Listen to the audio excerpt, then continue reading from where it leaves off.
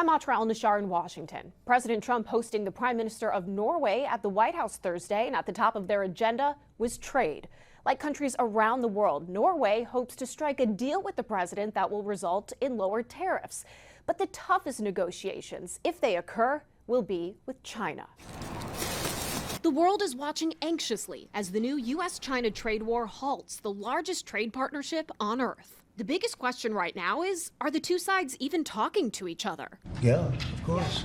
And every day. That was Wednesday night. By Thursday morning, the spokesperson for the Chinese Ministry of Foreign Affairs posted, China and the U.S. are not having any consultation or negotiation on tariffs, still less reaching a deal. They're saying it's fake news that trade talks are happening. Well, they had a meeting this morning, so I can't tell you. It doesn't matter who they is.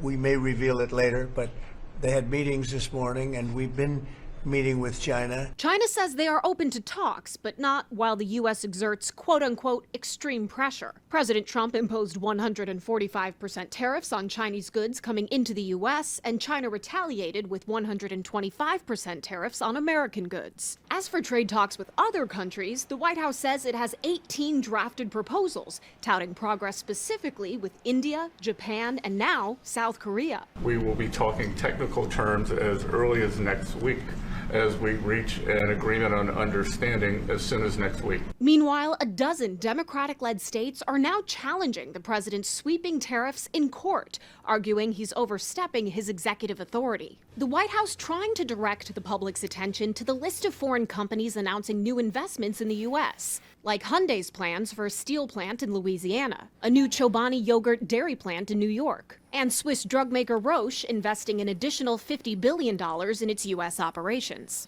Historically, it usually takes well over a year to negotiate and implement a trade deal.